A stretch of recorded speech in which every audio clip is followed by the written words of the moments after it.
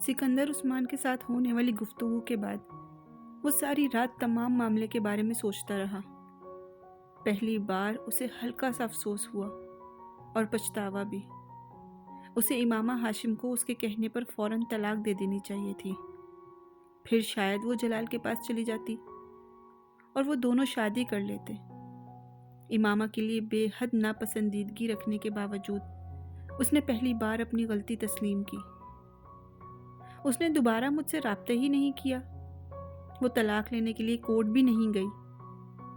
उसके ख़ानदान वाले अभी भी उसे ढूंढ नहीं सके। वो जलाल अंसर के पास भी नहीं गई। तो फिर आखिर वो गई कहाँ? क्या उसके साथ कोई हादसा? वो पहली बार बहुत संजीदगी से किसी नाराज़गी या गुस्से के बगैर उसके बारे में सोच रहा था। ये तो मुमकिन नहीं है कि वो मुझसे इतनी शदीद नफ़रत और नापसंदीदगी रखने के बाद मेरी बीवी के तौर पर कहीं खामोशी की ज़िंदगी गुजार रही हो। फिर आखिर वजह क्या है कि इमामा किसी के साथ भी दोबारा राब्ता नहीं कर रही? अब तक जब 1 साल से ज़्यादा वक्त गुजर गया है, क्या वो वाकई हादसे का शिकार हो गई है? क्या हादसा पेश आ सकता है उसे? अगर कोई हादसा पेश आ गया है तो मैं क्या करूं? वो अपने रिस्क पर घर से निकली थी और हादसा तो किसी को किसी भी वक्त पेश आ सकता है। फिर मुझे उसके बारे में इतना फिक्रमंद होने की क्या ज़रूरत है? पापा ठीक कहते हैं, जब मेरा उसके साथ कोई ताल्लुक़ नहीं है तो फिर मुझे उसके बारे में इतना तजस्सुस भी नहीं रखना चाहिए, ख़ास तौर पर एक ऐसी लड़की के बारे में जो इस हद तक एहसान फरामोश हो, जो आपको अपने दूसरों से बेहतर समझती हो और जो मुझे इतना घटिया समझती हो। उसके साथ जो भी हुआ होगा ठीक ही हुआ होगा। वो इसी के काबिल थी। उसने उसके बारे में हर ख्याल को जहन से झटकने की कोशिश की। कुछ देर पहले की तासुफ अमेज संजीदगी वो अब महसूस नहीं कर रहा था। ना ही उसे किसी किस्म के पछतावे का एहसास था। वो वैसे भी छोटी मोटी बातों पर पछताने का आदी नहीं था। इसने सुकून के आलम में आंखें बंद कर ली। उसके जहन में अब दूर दूर तक कहीं इमामा हाशिम का तस्वुर मौजूद नहीं था। कभी वैनडेम गए हो? उस दिन यूनिवर्सिटी से निकलते हुए माइक ने सलार से पूछा। एक दफ़ा। कैसी जगह है? माइक ने सवाल किया। बुरी नहीं है। इस वीकेंड पर चलते हैं। क्यों? मेरी गर्लफ्रेंड को बहुत दिलचस्पी है उस जगह में। वो अक्सर जाती है। तो तुम्हें तो फिर उसके साथ जाना चाहिए। नहीं यार, सब लोग चलते हैं, ज़्यादा मज़ा आएगा, माइक ने कहा। सब लोगों से तुम्हारी क्या मुराद है? इस बार दानिश ने गुफ्तगू में हिस्सा लिया। जितने भी दोस्त हैं, मैं, सलार, तुम, सेठी और साद को रहने दो। वो नाइट क्लब के नाम पर कानों को हाथ लगाने लगेगा या फिर एक लंबा चौड़ा लेक्चर दे देगा। सलार ने मदाखलत की। तो फिर ठीक है, हम लोग ही चलते हैं, दानिश ने कहा। सेंड्रा को भी इनवाइट कर लेते हैं। सलार ने अपनी गर्लफ्रेंड का नाम लिया। इस वीकेंड पर सब वहाँ गए और 3-4 घंटों तक उन्होंने खूब इंजॉय किया। अगले रोज़ सलार सुबह देर से उठा। वो अभी लंच की तैयारी कर ही रहा था, तब साद ने उसे फ़ोन किया। अभी उठे हो? साद ने उसकी आवाज़ सुनते ही कहा। हाँ, 10 मिनट पहले। रात को देर तक बाहर रहे होगे इसलिए? हाँ, हम लोग बाहर गए हुए थे। सलार ने दानिस्ता तौर पर नाइट क्लब का नाम नहीं लिया। हम लोग? हम लोग कौन? तुम और सैंड्रा? नहीं, पूरा ग्रुप ही। पूरा ग्रुप? मुझे लेकर नहीं गए? मैं मर गया था क्या? तुम्हारा ख्याल ही नहीं आया हमें, सलार ने इत्मीनान से उसे कहा। बहुत घटिया आदमी हो तुम, सलार, बहुत ही घटिया। ये दानिश भी गया था? हम सब, माय डियर फ्रेंड, हम सब, सलार ने उसी इत्मीनान के साथ कहा। मुझे क्यों नहीं लेकर गए तुम लोग? तुम अभी बच्चे हो, हर जगह बच्चों को लेकर नहीं जा सकते। सलार ने शरारत से बोला, मैं अभी आकर तुम्हारी टांगें तोड़ दूंगा, फिर तुम्हें अंदाजा होगा कि ये बच्चा बड़ा हो गया है। मजाक नहीं कर रहा यार, हमने तुम्हें साथ जाने के लिए इसलिए नहीं कहा क्योंकि तुम जाते ही नहीं। इस बार सलार वाकई संजीदा था। क्यों, तुम लोग दोज़ख में जा रहे थे कि मैं वहां ना जाता? साद के गुस्से में कोई कमी नहीं आई। कम से कम तुम उसे दोज़ख ही कहते हो। हम लोग नाइट क्लब गए हुए थे, तुमको वहां नहीं जाना था। क्यों, मुझे वहां क्यों नहीं जाना था? साद के जवाब ने सलार को कुछ हैरान कर दिया। तुम साथ चलते? ऑफ कोर्स, मगर तुम वहां जाकर क्या करते? ना तुम ड्रिंक करते हो, ना डांस करते हो। फिर वहां जाकर तुम क्या करते? हमें नसीहतें करते? ऐसी बात नहीं है। ठीक है, ड्रिंक और डांस नहीं करता, मगर आउटिंग तो हो जाती है। मैं एंजॉय ही कर लेता, साद ने कहा। मगर ऐसी जगहों पर जाना इस्लाम में जायज़ नहीं है, सलार ने चुपते हुए लहजे में कहा। साद चंद लम्हे कुछ कह नहीं सका।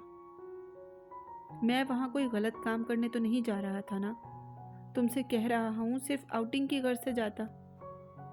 चंद लम्हों बाद उसने कदरे संभलते हुए कहा,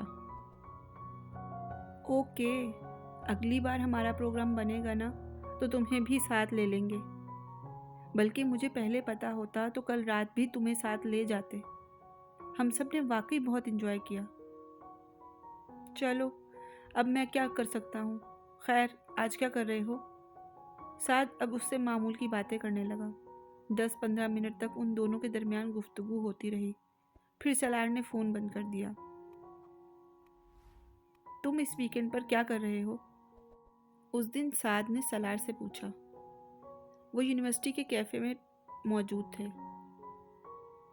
मैं इस वीकेंड न्यूयॉर्क जा रहा हूँ, सैंड्रा के साथ, सलार ने अपना प्रोग्राम बताया। क्यों? उसके भाई की शादी है, मुझे इनवाइट किया है उसने। वापस कब आओगे?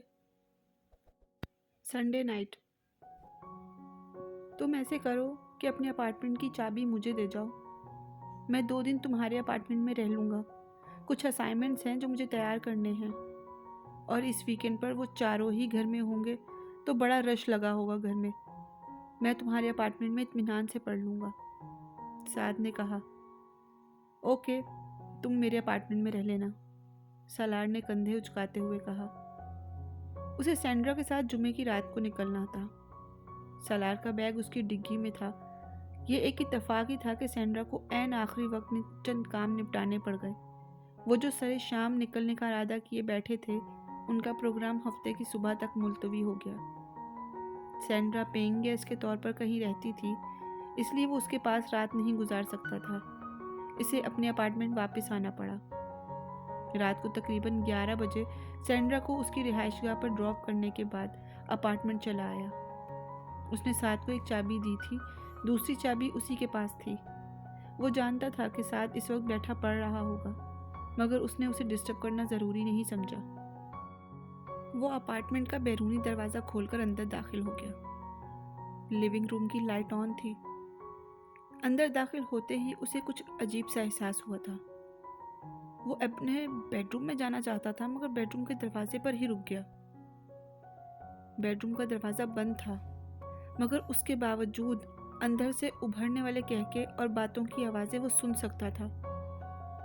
साद के साथ अंदर कोई औरत थी। वो जामिद हो गया।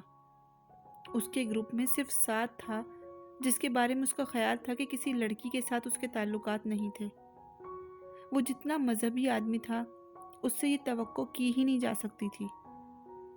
वो अंदर दाखिल नहीं हो, इस बेचैनी में वो वापस मुड़ गया। तब उसकी नज़र लिविंग रूम की टेबल पर रखी हुई बोतल और ग्लास पर पड़ी।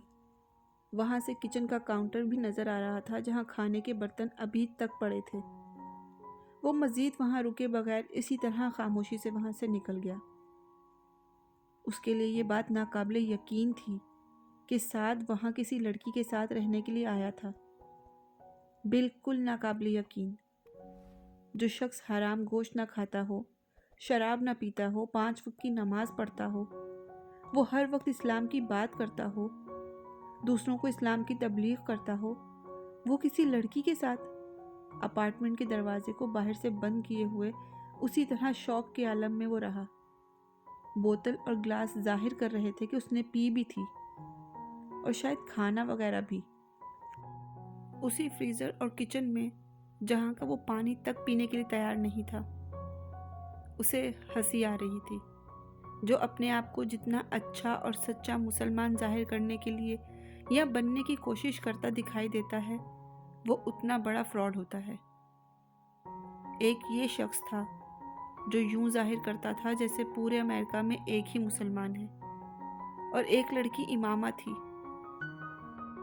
जो टेंट जितनी बड़ी चादर ओढ़ती थी, और किरदार उसका ये था कि एक लड़के के लिए घर से भाग गई और बनते फिरते हैं सच्चे मुसलमान। नीचे अपनी गाड़ी में आकर बैठते हुए इसने कुछ तनफ्फुर से सोचा, मुनाफकत और झूठ की हद इन पर ख़त्म हो जाती है। वो गाड़ी पार्किंग से निकालते हुए बुड़बुड़ाया। उस वक्त वो सैंड्रा के पास नहीं जा सकता था। उसने दानिश के पास वापस जाने का फैसला किया। वो उसे देखकर हैरान तो हुआ, लेकिन सलार ने बहाना कर दिया। कहने लगा कि बोर हो रहा था, इसलिए इससे दानिश के पास आने और रात गुजारने का फैसला किया। दानिश मुतमईन हो गया। इतवार की रात को जब वो वापस न्यू हेवन अपने अपार्टमेंट आया तो साद वहाँ नहीं था। उसके फ्लैट में कहीं भी ऐसे आसार नहीं थे जिससे ये पता चलता हो कि वहाँ कोई औरत आई थी। वो वाइन की वो बोतल भी उसे कहीं नहीं मिली। वो ज़ेरे लब मुस्कुराता हुआ पूरे अपार्टमेंट का तफसीली जायजा लेता रहा। वहाँ मौजूद हर चीज़ ऐसे ही थी जैसे वो छोड़कर गया था। सलार ने अपना सामान रखने के बाद साद को फ़ोन किया। कुछ देर रस्मी बातें करते रहने के बाद वो मौजू पर आ गया। फिर अच्छी रही तुम्हारी स्टडीज़? असाइनमेंट बन गए? हाँ यार, मैं तो 2 दिन अच्छा खासा पढ़ता रहा। असाइनमेंट्स तकरीबन मुकम्मल कर ली है। तुम बताओ, तुम्हारा ट्रिप कैसा रहा? साद ने जवाबन पूछा। बहुत अच्छा। कितनी देर में पहुंच गए थे वहाँ? रात को सफ़र करने में कोई प्रॉब्लम तो नहीं हुई? साद ने सरसरी लहजे में पूछा। नहीं, रात को सफ़र नहीं किया। क्या मतलब? मतलब ये कि फ्राइडे की रात को नहीं, सैटरडे की सुबह गए थे हम लोग वहाँ। सलार ने बताया। तुम फिर सेंड्रा की तरफ रहे थे? नहीं, दानिश के पास। क्यों? यहाँ आ जाते अपने अपार्टमेंट पर। आया था, सलार ने बड़े इत्मीनान से कहा। दूसरी तरफ खामोशी छा गई। सलार दिल ही दिल में हंसा, और साद के पैरों के नीचे से यकीनन उस वक्त जमीन ही निकल गई थी। आए थे? कब? इस बार वो बेइख्तियार हकलाया। 11 बजे के करीब। तुम उस वक्त किसी लड़की के साथ मसरूफ थे। मैंने तुम लोगों को डिस्टर्ब करना मुनासिब नहीं समझा, इसलिए वहां से वापस आ गया। वो अंदाजा कर सकता था कि साद इस वक्त सख्ते की हालत में होगा। उसके वहमो गुमान में भी नहीं आ सकता था कि सलार इस तरह का भांडा फोड़ देगा। वैसे तुमने कभी अपनी गर्लफ्रेंड से मिलवाया नहीं? उसने मजीद कहा। साद को सांस लेने में जितनी दिक्कत हो रही थी वो अंदाजा कर सकता था। बस वैसे ही मिलवा दूंगा, उसने दूसरी तरफ से बेहद मध्यम और माज़र ख्वाह अंदाज में कहा। मगर तुम किसी और से इसका जिक्र मत करना। मैं क्यों जिक्र करूंगा? तुम्हें घबराने की ज़रूरत नहीं है। सलार उसकी कैफियत समझ सकता था। उसे इस वक्त साद पर कुछ तरस आ रहा था। उस रात साद ने चंद मिनटों बाद ही फ़ोन रख दिया। सलार को उसकी शर्मिंदगी का अच्छी तरह अंदाज़ा था। उस वाक़ये के बाद सलार का ख्याल था कि साद दोबारा कभी उसके सामने अपनी मजहबी अकीदत और वाबस्तगी का जिक्र नहीं करेगा। मगर उसे ये देखकर हैरत हुई थी कि साद में कोई तब्दीली नहीं आई। वो अब भी उसी शिद्दत से मज़हब पर बात करता, दूसरों को टोक देता, नसीहतें करता, नमाज पढ़ने की हिदायत देता, सदका खैरात देने के लिए कहता, अल्लाह से मोहब्बत के बारे में घंटों बोलने के लिए तैयार रहता। और मज़हब के बारे में बात कर रहा हो तो किसी आयत या हदीस का हवाला देते हुए आंखों में आंसू भी आ जाते। उसके ग्रुप के लोगों के साथ साथ और भी बहुत से लोग साद से बहुत मुतासिर थे और उसके किरदार से बहुत मरूम। अल्लाह से उसकी मोहब्बत पर रश्क का शिकार, एक मिसाली मुस्लिम, जवानी की मसरूफ़ ज़िंदगी में भी उसमें कोई शक नहीं था कि साद बात करना जानता था। उसका अंदाज़े बयां बेहद मुतासिर कुन था और उसके शनासा लोगों में सिर्फ सलार था जिस पर उसकी नसीहत से कोई असर नहीं करता था, जो उससे ज़रा भी मुतासिर नहीं था, ना ही किसी रश्क का शिकार, जिसे साद की दाढ़ी उसके दीन के लिए इस्तकामत का यकीन दिलाने में कामयाब हुई, और ना ही उसके लिए दूसरों का अदब व एहतराम, और ना ही उसका नरम अंदाज गुफ्तगू। इमामा से मजहबी लोगों के लिए उसकी नापसंदीदगी का आगाज़ हुआ था। जलाल से उसे आगे बढ़ाया था और साद ने उसे इंतहा पर पहुंचा दिया था। उसका ख्याल था कि मजहबी लोगों से बढ़कर कोई मुनाफिक नहीं होता। दाढ़ी रखने वाला मर्द और पर्दा करने वाली औरत किसी भी किस्म की, बल्कि हर किस्म की बुराई का शिकार होते हैं और उन लोगों से ज़्यादा खुद को मजहबी नहीं कहते। इत्तफाक से मिलने वाले तीनों लोगों ने उसके उस यकीन को मुस्तहकम कर दिया। इमामा हाशिम पर्दा करने वाली लड़की और एक लड़के के लिए अपने मंगेतर, अपने ख़ानदान, अपने घर को छोड़कर रात में फ़रार हो जाने वाली लड़की। जलाल अंसर, दाढ़ी वाला मर्द, हुजूर सल्लल्लाहु अलैहि वसल्लम की मोहब्बत में सरशार होकर नाते पढ़ने वाला और एक लड़की से अफेयर चलाने वाला और फिर उसे बीच रास्ते में छोड़कर एक तरफ हो जाने वाला, फिर दीन अलग दुनिया अलग ऐसी बातें करने वाला। साद जफ़र, उसके बारे में उसकी एक और वाक़ये ने उसके यकीन को ख़राब कर दिया। वो एक दिन उसके अपार्टमेंट पर आया हुआ था। सलार उस वक्त कंप्यूटर ऑन किए अपना काम करते हुए उससे बातें करने लगा। फिर इसे कुछ चीज़ें लाने के लिए अपार्टमेंट से करीबी मार्केट जाना पड़ा और उसे पैदल वहाँ से आने जाने और शॉपिंग करने में 30 मिनट लगे थे। साद उसके साथ नहीं आया था। जब सलार वापस आया तो साद कंप्यूटर पर चैटिंग में मसरूफ़ था। वो कुछ देर मज़ीद उसके पास बैठा गपशप करता रहा, फिर चला गया। उसके जाने के बाद सलार ने लंच किया और एक बार फिर कंप्यूटर पर आकर बैठ गया। वो भी कुछ देर चैटिंग करना चाहता था और ये एक इत्तेफाक ही था कि उसने लाशऊरी तौर पर कंप्यूटर चलाते हुए उसकी हिस्ट्री देखी। वहाँ उन वेबसाइट्स और चैटिंग्स की कुछ तफसीलात थी जो कुछ देर पहले उसने या साद ने देखी थी। साद ने जिन वेबसाइट्स को देखा था वो पोर्नोग्राफी से मुतालिक थी। उसे अपने या किसी दूसरे दोस्त के इन पेजेस को देखने या इन वेबसाइट्स को विज़िट करने पर हैरत ना होती और ना ही एतराज़। वो खुद ऐसी वेबसाइट्स का विज़िट करता रहा था, मगर साद के इन वेबसाइट्स को विज़िट करने पर उसे हैरत हुई थी। उसकी नज़रों में वो कुछ और नीचे आ गया था। फिर तुम्हारी क्या प्लानिंग है? पाकिस्तान आने का इरादा है? वो उस दिन फ़ोन पर सिकंदर से बात कर रहा था। सिकंदर ने उसे बताया था कि वो तैयबा के साथ कुछ हफ्तों के लिए ऑस्ट्रेलिया जा रहे थे। उन्हें वहाँ अपने रिश्तेदारों के यहाँ होने वाली शादी की कुछ तकरीबात में शिरकत करनी थी। आप दोनों वहाँ नहीं रहेंगे तो मैं पाकिस्तान आकर क्या करूँगा? ये क्या बात हुई?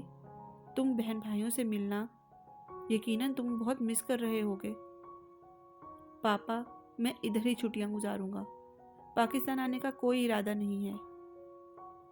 तुम ऐसा क्यों नहीं करते कि हमारे साथ ऑस्ट्रेलिया चलो? मुइज़ भी जा रहा है। उन्होंने उसके बड़े भाई का नाम लेते हुए कहा। मेरा दिमाग ख़राब नहीं है कि मैं इस तरह मुंह उठाकर आपके साथ ऑस्ट्रेलिया चलूं। मुइज़ के साथ मेरी कौन सी अंडरस्टैंडिंग है जो आप मुझे उसके साथ जाने का तैयार कर रहे हैं? उसने खासी बेजारी के साथ कहा, मैं तुम्हें मजबूर नहीं करूँगा। अगर तुम वहीं रहना चाहते हो तो ऐसा ही सही। बस अपना ख्याल रखना। और देखो सलार, कोई गलत काम मत करना। उन्होंने उसे तंबीह की। वो उस गलत काम की नोयत के बारे में अच्छी तरह जानता था और वो ये जुमला सुनने का आदी हो चुका था। अब अगर वो सिकंदर हर बार फ़ोन करने से पहले इससे ये जुमला ना कहते तो उसे हैरत होती। सिकंदर से बात करने के बाद उसने फ़ोन बंद करके अपनी सीट कैंसिल करवा दी। फ़ोन का रिसीवर रखने के बाद सोफे पर चित लेटा छत को घूरते हुए वो यूनिवर्सिटी बंद होने के बाद के कुछ हफ्तों की मसरूफियात के बारे में सोचता रहा। मुझे चंद दिन स्कैनिंग के लिए कहीं चले जाना चाहिए या फिर किसी दूसरी स्टेट को विजिट करना चाहिए। वो मंसूबा बनाने लगा। ठीक है, मैं कल यूनिवर्सिटी से आके किसी ऑपरेटर से मिलूंगा। बाकी का प्रोग्राम वहीं तय करूंगा, उसने फैसला किया। अगले दिन उसने एक दोस्त के साथ मिलकर स्कैनिंग के लिए जाने का प्रोग्राम तय कर लिया। उसने सिकंदर और अपने बड़े भाई को अपने प्रोग्राम के बारे में भी बता दिया। छुट्टियां शुरू होने से एक दिन पहले उसने एक इंडियन रेस्टोरेंट में खाना खाया। वो खाना खाने के बाद भी काफ़ी देर वहाँ बैठा रहा। फिर वो एक करीबी पब में चला गया। कुछ देर वहाँ बैठने के दौरान उसने वहाँ कुछ पैक पिए। रात 10 बजे के करीब ड्राइविंग करते हुए उसे अचानक मतली होने लगी। गाड़ी रोककर वो कुछ देर के लिए सड़क के गिर्द फैले हुए सबसरे पर चलने लगा। सर्द हवा और खुनकी ने उसके कुछ देर के लिए उसे नॉर्मल कर दिया, मगर चंद मिनटों के बाद उसे फिर एक मतली होने लगी। उसे अब अपने सीने और पेट में हल्का हल्का दर्द भी महसूस हो रहा था। ये खाने का असर था या पैक का, फौरी तौर पर उसे कुछ अंदाजा नहीं हुआ। अब उसका सर बुरी तरह चकरा रहा था। यकदम झुकते हुए उसने बेख्तियार कह की और फिर चंद मिनट इसी तरह झुका रहा। मैदा खाली हो जाने के बाद भी उसको अपनी हालत बेहतर महसूस नहीं हुई। सीधा खड़े रहने की कोशिश में उसका पैर लड़खड़ा गया। उसने मुड़कर अपनी गाड़ी की तरफ जाने की कोशिश की, मगर उसका सर अब पहले से ज्यादा चकरा रहा था। चंद गज दूर खड़ी गाड़ी को देखने में भी उसे दिक्कत हो रही थी। उसने बमुश्किल चंद कदम उठाए, मगर गाड़ी के करीब पहुंचने से पहले ही वो चकराकर जमीन पर गिर पड़ा। उसने उठने की कोशिश की, मगर उसका जहन तारीकी में डूबता जा रहा था। मुकम्मल तौर पर होश खोने से पहले उसने किसी को अपने आप को झंझोड़ते हुए महसूस किया। कोई बुलंद आवाज में उसके करीब कुछ कह रहा था। आवाजें एक से ज्यादा थीं। सलार ने अपने सर को झटकने की कोशिश की। वो पूरे सर को हरकत नहीं दे सकता था। उसकी आंखें खुलने की कोशिश भी नाकाम कर रही थी। वो अब मुकम्मल तौर पर तारीकी में जा चुका था।